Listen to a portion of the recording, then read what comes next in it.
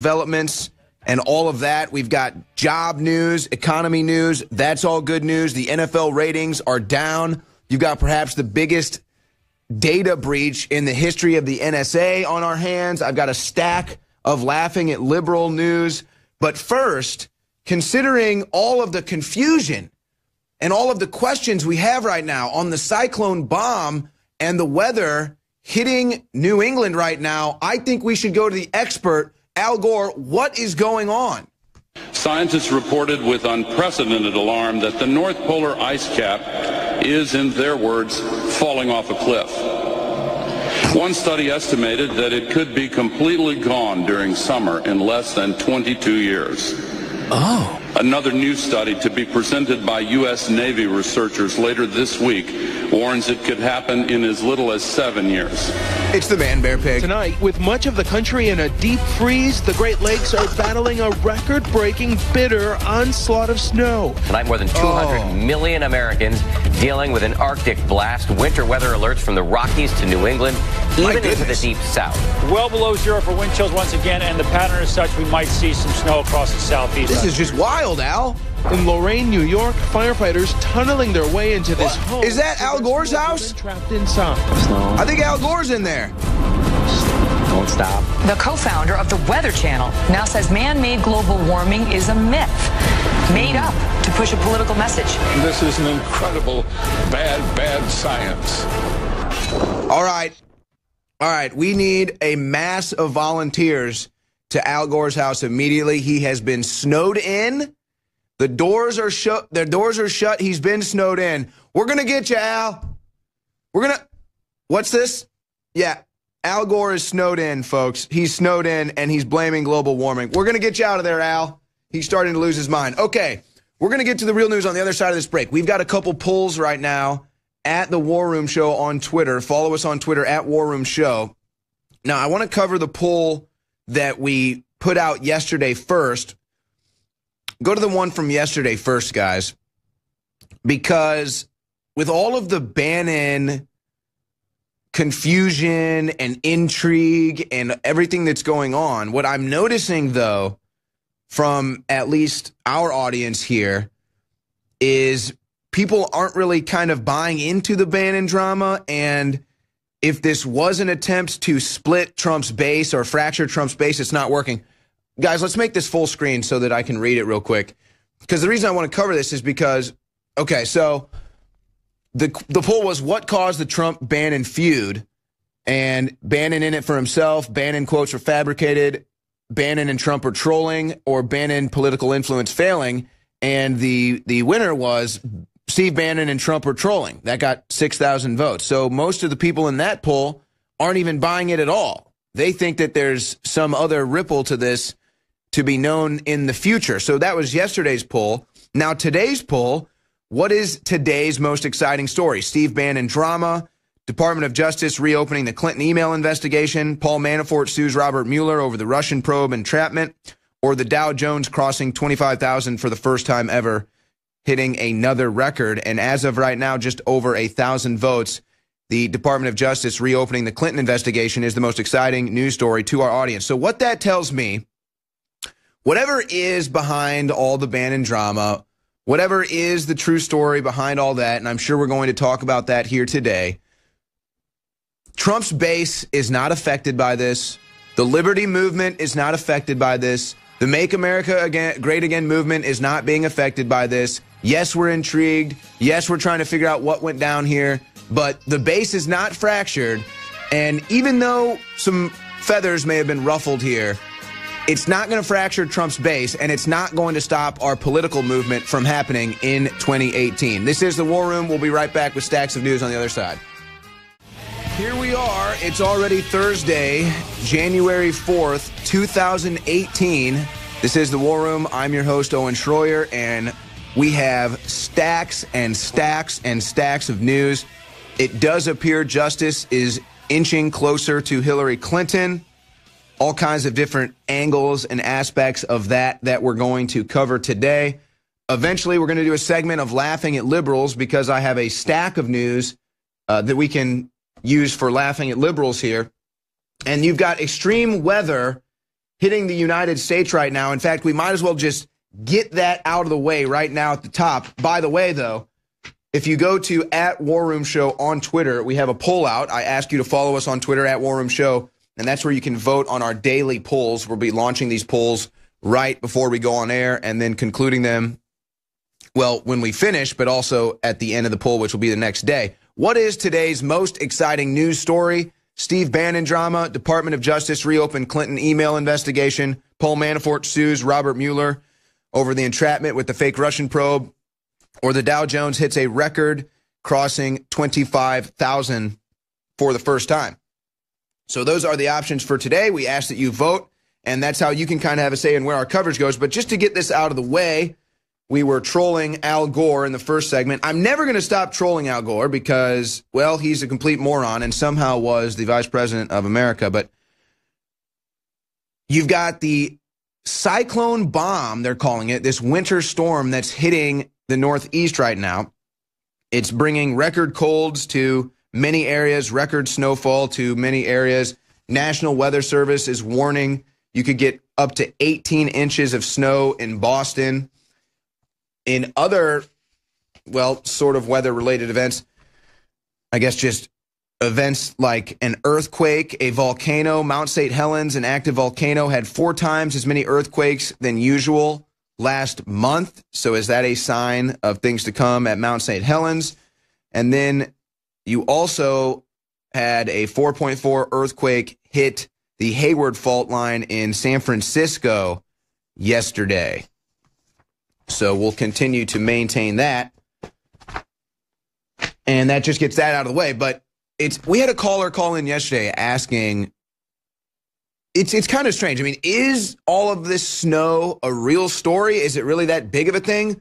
Or has this become a story because the global warming narrative is such a failure? Is it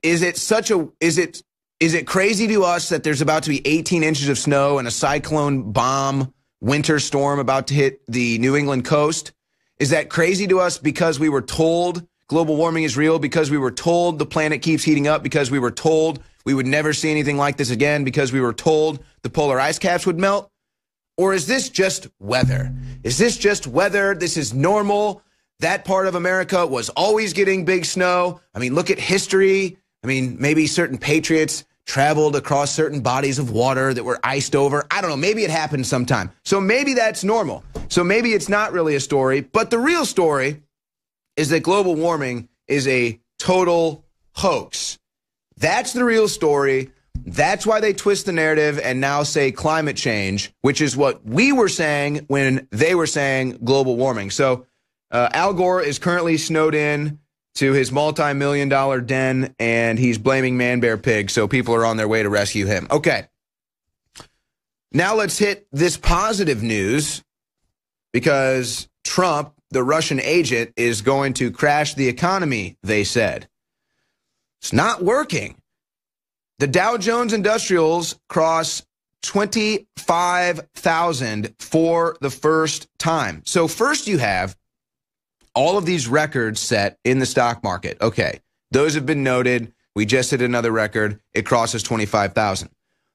In the calendar year of 2017, you hit more records for the stock market than any other prior calendar year. So a record of records. Now, the rate of growth in the stock market right there is also a record. There have never been this, basically, there's never been a short time span ever before where the Dow or these other industrials have gone up at such a high rate. So you have a record number of records, you have the rate that the stock market is going up at a record, and then you just have record closing numbers, seemingly almost every time it closes. So, and it was Hillary Clinton herself that said, we cannot have Trump in charge of the economy. He would surely destroy it. All the fake news echoed that Democrat talking point. But should we really be that shocked that this is what's happening when President Trump gets 1 year in office? Should we really be shocked that Barack Obama a community organizer, a nothing, a nitwit, a fraud, a fop, President Hussein Hezbollah. Should we really be that surprised that President Hussein Hezbollah didn't get 0.25% GDP growth, a community organizer, a fake liberal from Chicago? Should we really be surprised that he could never do anything good for the economy? And then when a businessman, a successful businessman, a self-made billionaire, should we really be that surprised when he gets in office and actually gets the economy going again? Should we really be that surprised that a failure, President Hezbollah, failed the economy, and that a success, a winner, President Trump, gets the economy going again? Should we really be that surprised? Well, I guess he knows what he's doing. Barack Obama thought it was a magic wand. Trump realized, no, it's about legislation, cutting these regulations, cutting all this red tape, cutting all the acts against our energy sector. That's what it is, cutting taxes. Trump gets it. U.S. private sector adds 250,000 jobs in December versus the 190,000 estimated. I think there's only been like 2 months, and I'm going off the top of my head here. I think there's only been 2 months where the private sector jobs added did not reach the estimate. And one of those times, I think it was either November or October, it was because they set the estimate so high because jobs kept getting created at such a high rate. They set it too high. They couldn't possibly reach it. It was still huge jobs growth. So another month of positive jobs growth, and another month of the fake news being completely wrong about Trump crashing the economy. Job cut announcements in 2017 see lowest levels since 1990, coming from a latest report. Yeah, I mean, I could go on and on with these all day. Think about all the records. You've got unemployment down. And we can sit here and do the tactic, and we only do this because this is what the racist liberals do, where you say black unemployment is reaching record lows, Hispanic unemployment is reaching record lows. So that's just kind of how we fight back against them trying to race bait and play identity politics all day long, because they fail at that too. But it's about all of America benefiting. It's about all of America getting a new job. It's about all of America getting a raise. It's about all of America getting a tax cut. Food stamps under Obama reached record highs. Now they're going at a different trajectory, and we have some areas where we're seeing welfare reaching record lows now.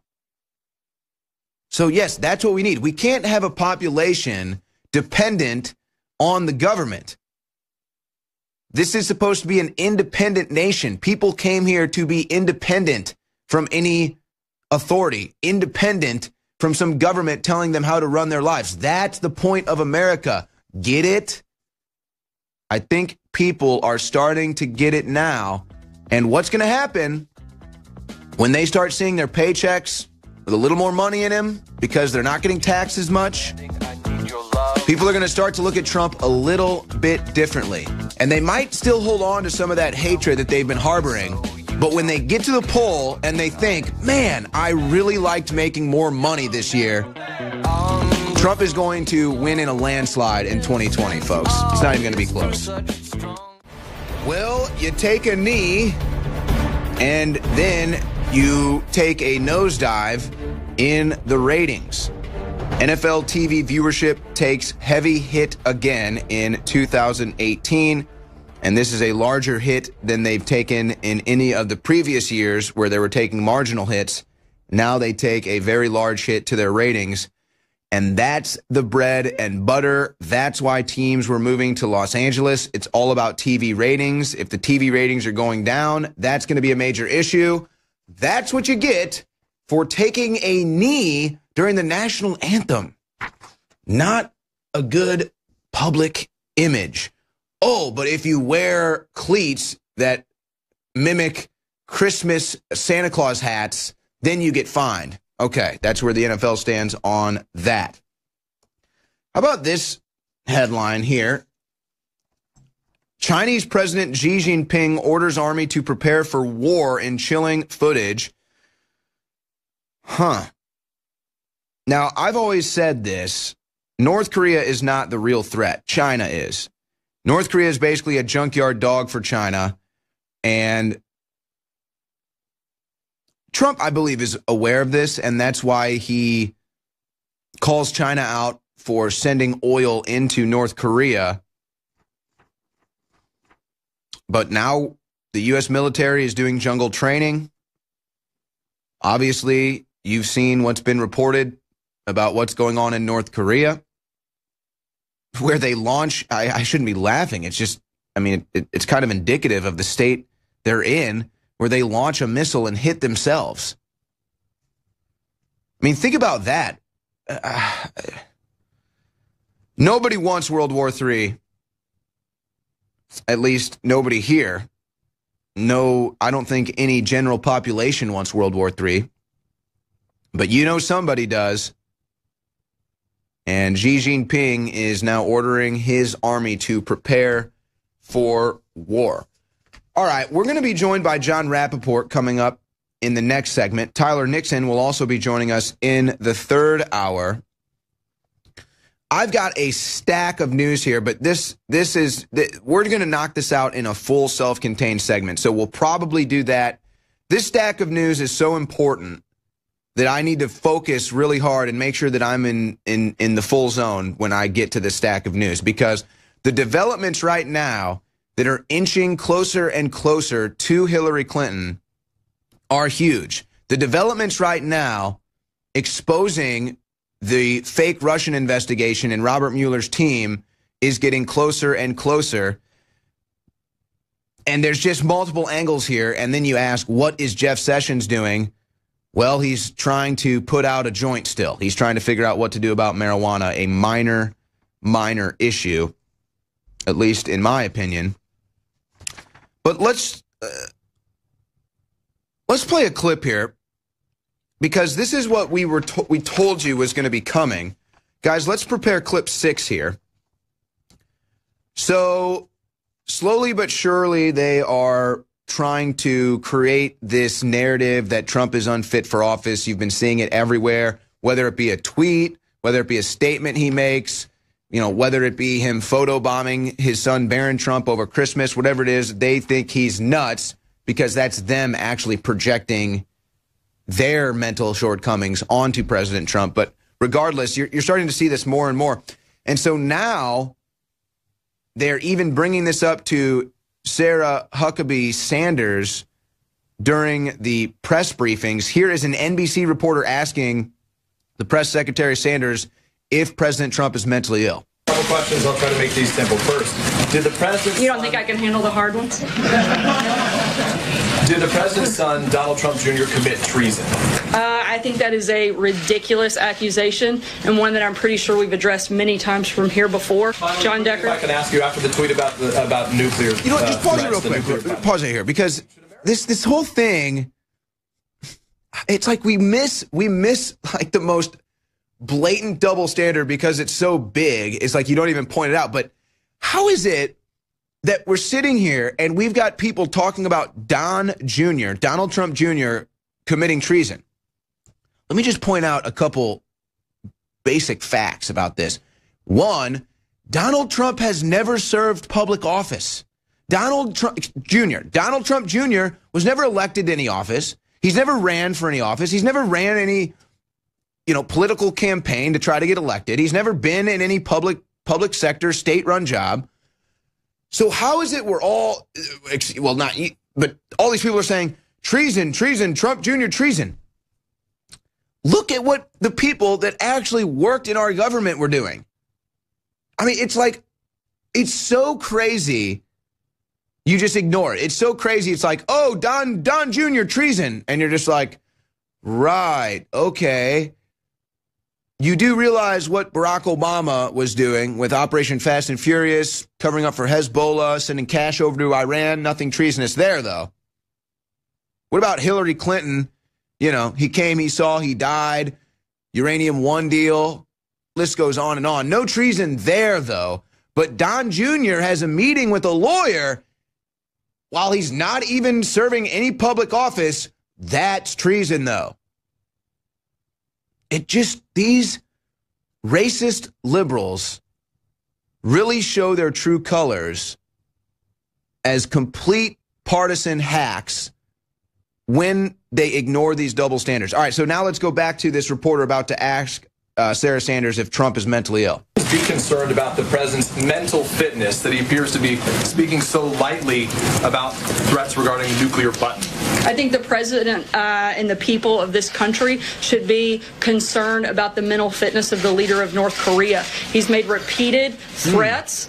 He's tested missiles time and time again for years. And this is a president who's not going to cower down. North Korea hit themselves. North Korea hit themselves with the missile. Hold on, stop the tape. Stop the tape. North Korea hit themselves with the missile. Do you understand that? North Korea hit themselves with a missile. Donald Trump is not the one that's mentally ill in this exchange. All right, let's finish this clip. And now his former ally, Steve Bannon. By attacking critics and key institutions in our democracy, isn't the president engaging in authoritarian behavior? Not at all. The president is simply responding often to news of the day. I think if the president can't respond aggressively to an individual like the leader of North Korea that continues to threaten Americans, then that's a dangerous place that we don't want to go down. Authoritarian behavior. So Trump gets into a Twitter spat with Kim Jong-un, and then you compare those two, and American liberal media is reporting that Trump is the one that's mentally unstable and that Trump is the authoritarian. Can you even write that? You could write that into a script and pitch that as a movie idea, and people would think you're nuts because it makes so little sense. But that's what you get from liberal media in America between Trump and Kim Jong-un. Trump's the one mentally ill, and Trump's the authoritarian when being compared to Kim Jong-un. All right, John Rappaport is going to join us on the other side. He's got news on some vaccines that he wants to report on, so you're not going to want to go anywhere. John Rappaport, No More Fake News on the War Room right after this break. And I am now joined by John Rappaport from NoMoreFakeNews.com. In fact, we're going to be discussing some of the topics he's been covering there. First, John, I want to get into your story from just before New Year's. Contaminated chemo drugs, the FDA, and chemical warfare against the public. Now, I've always felt that chemotherapy was not the answer for curing cancer. In fact, many studies show that it makes it worse. But in this story, you highlight a complete another layer of this, where not only could it be that these chemo drugs aren't working, but after the FDA already realizes they're toxic, they're still sending chemo drugs into the market that the FDA already knew is toxic. Exactly. The company is called Fresenius. It's a big pharma company, healthcare in Europe. They have manufacturing facilities around the world, and they manufacture components of chemo drugs. So this is twice now that the FDA has discovered that the company has been lying and defrauding and endangering the public, because the company does tests on their assembly lines to see that the drugs, aka chemo poisons, are pure poison, right? Yeah, we got to at least give you the clean poison. You know, we don't want the poison to be toxic. Yeah, exactly. And so they have stopped these tests over 400 times because obviously they were afraid that the results of the tests would show that the chemo drugs have been contaminated with other poisonous elements, not on purpose. So the FDA went after this company a few years ago and said, "You can't do this, boys." And then they went away, and the company kept doing this, and now the FDA has gone back to them again with a more, quote, severe warning letter.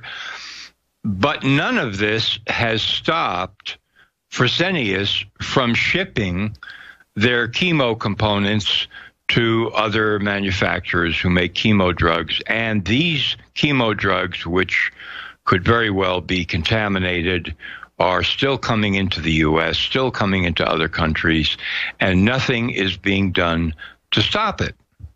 So this is an incredible scandal that's being reported, sort of lightly here and there by the press, and certainly is not targeting the FDA as it should, because the FDA is committing a major, major crime against the public by not shutting down this company and by not shutting down their ability to export these chemo drug components into the United States. The FDA is essentially saying, well, we don't like what you're doing. We warn you that if you keep doing this again, we're going to stop allowing you to export the drugs. But in the meantime, while you fix the situation, and we recommend you get an outside consultant to help you, you can still ship the poison chemo drugs with the added contaminated poisons wherever you want to. And this isn't the first time that the FDA has been found to do something like this. You've had actually many stories where a drug will be found contaminated and it still gets put out for sale. It still makes the shelves and nothing is done about it. I don't see how there's not an open investigation into the FDA and the influence peddled over the FDA by the likes of Monsanto, as you mentioned, this Fresenius company, and any other big pharma company that wages their financial power over the FDA. I mean, this is unacceptable. The American people should be up in arms about this. Absolutely. In the same article that you just highlighted that I wrote, I gave some quotes from an interview that a reporter named Martha Rosenberg did with an employee of the FDA several years ago. His name was Ronald Kavanaugh, okay? And his job was actually to review new drug applications that pharmaceutical companies make to the FDA. And he said basically that when he decided that he wanted to be honest about his evaluations of these drugs and say no to dangerous drugs or drugs that were ineffective, he was threatened and his family was threatened.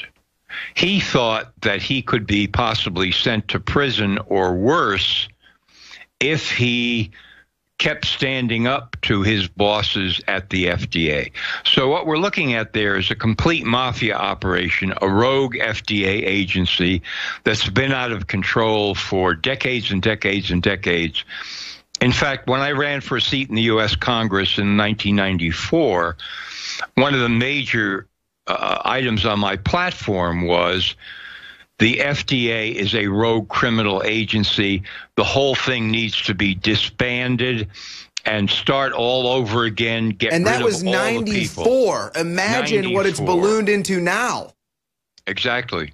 It's if it was out of control then, it's completely out of control now. And we're talking about the phrase the press likes to use is holdovers from one administration to another. But this doesn't tell the story. These bureaucrats at the FDA who have private deals and are colluding with pharmaceutical companies, they are permanent. They stay there. They don't go anywhere. From administration to administration, it's their career forever. And so it's a mafia operation. It really always has been. And you're absolutely right. I mean, people should be out in the streets. This whole operation needs to be completely curtailed, disbanded, thrown out.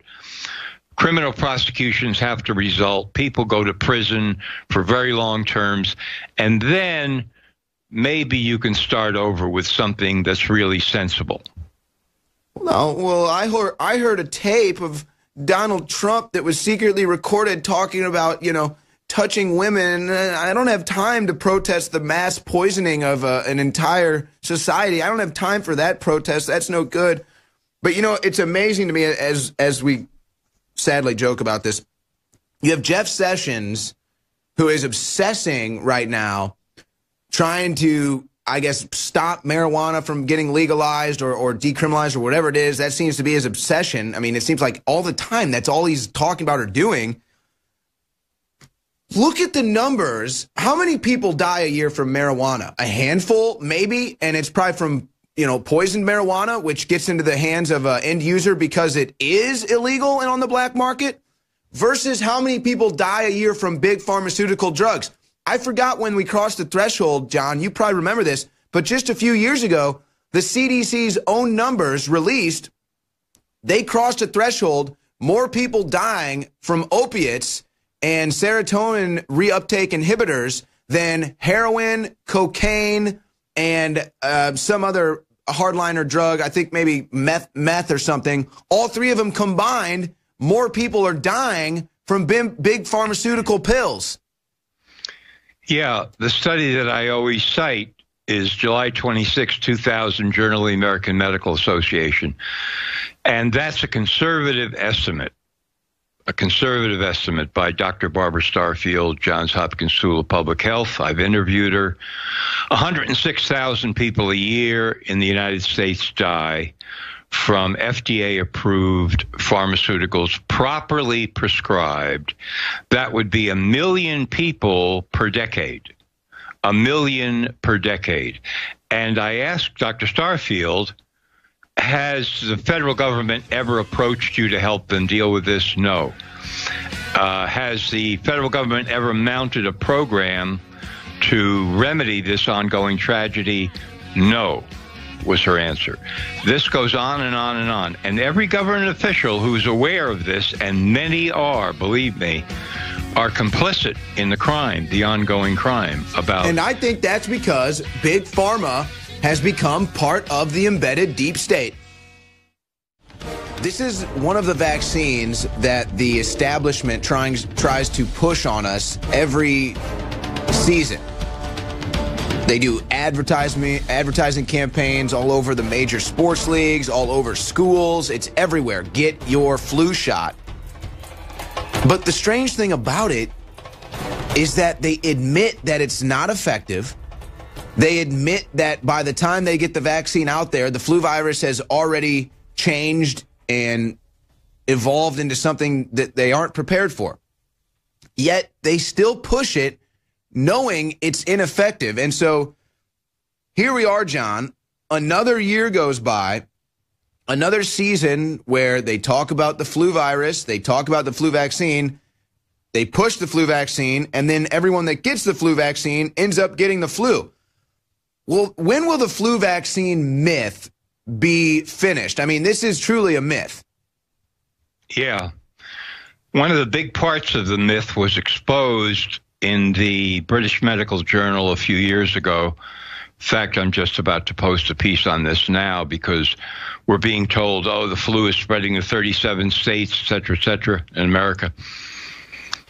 Every year, hundreds of thousands of blood samples, or rather respiratory samples, from so-called flu patients are sent to labs for analysis, and the overwhelming percentage come back with no sign of flu whatsoever.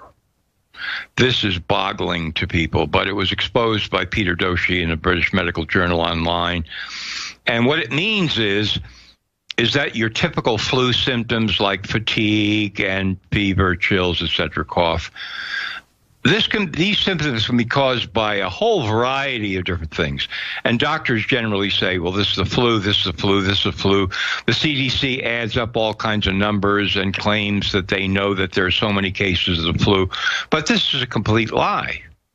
Because, again, overwhelmingly, when you send samples to labs, they come back with no sign of any flu virus whatsoever. And yet these people are all being diagnosed with the flu.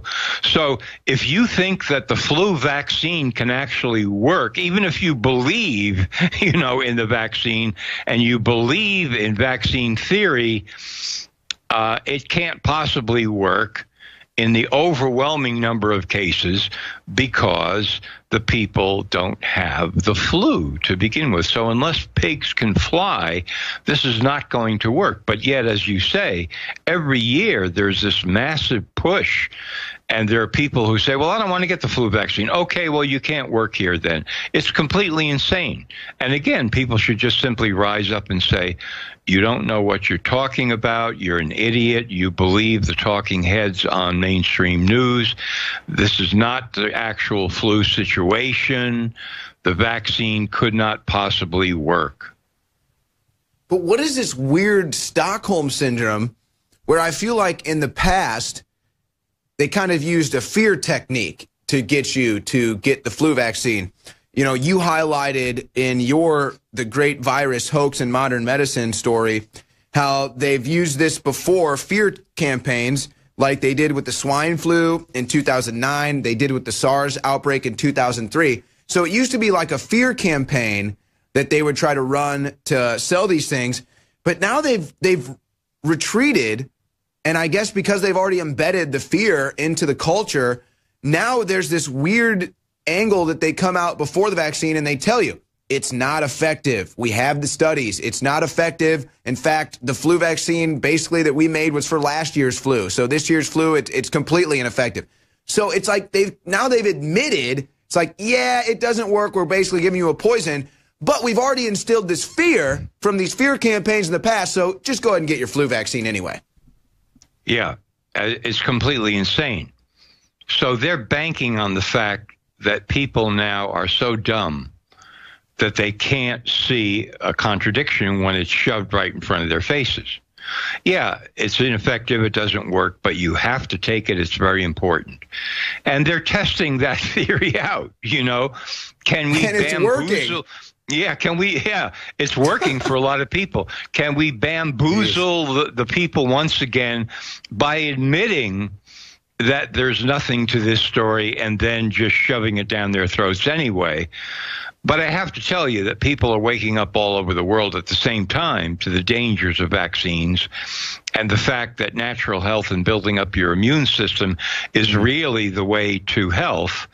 And no matter what governments do to try to cut off people's access to natural health and all that means, they have been failing gargantuanly. And you can see, even analyzing the economic figures in terms of what people spend on natural health, that this is growing by leaps and bounds because people just don't believe what they're being told anymore by governments and public health agencies.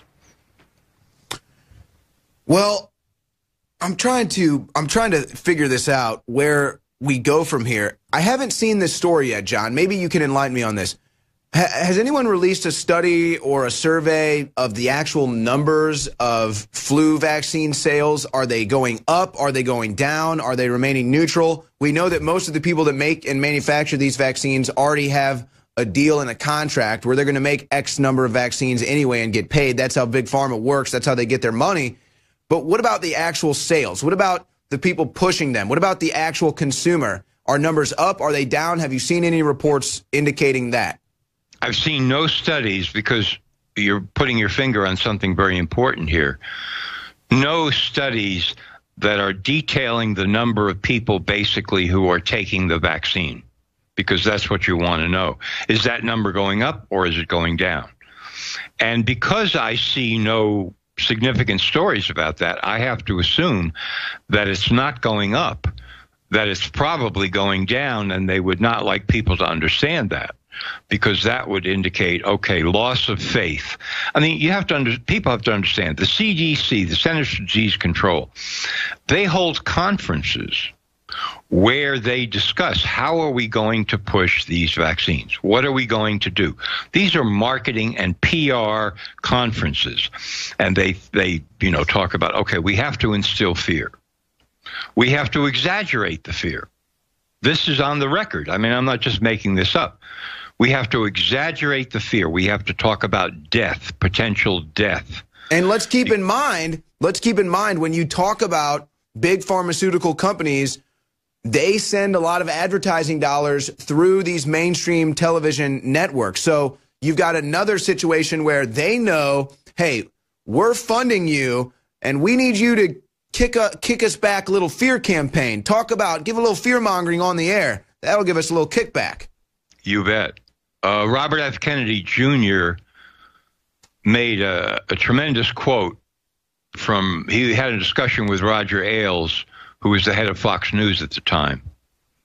And Kennedy said, "Why is it that I can't get on the air to discuss my book, which is about toxic mercury in vaccines? I mean, I can't even talk about it. I can't mention it. Nobody will have me on."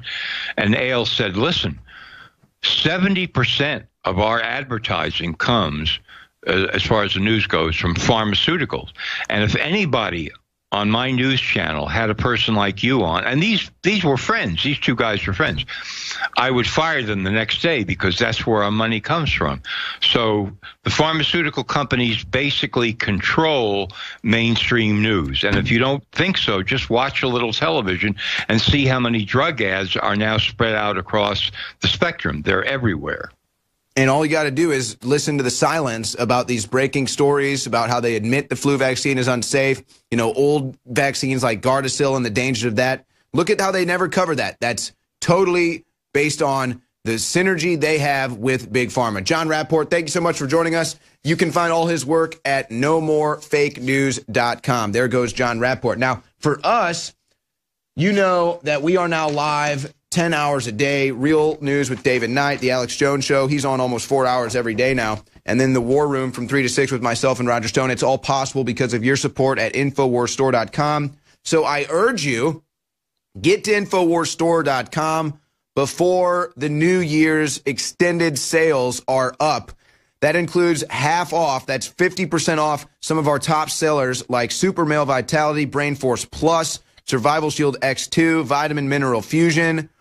How about Super Blue Toothpaste? That is one of the most popular products. That's half off right now. Vitamin B12 Secret 12, 50% off. And free shipping store-wide.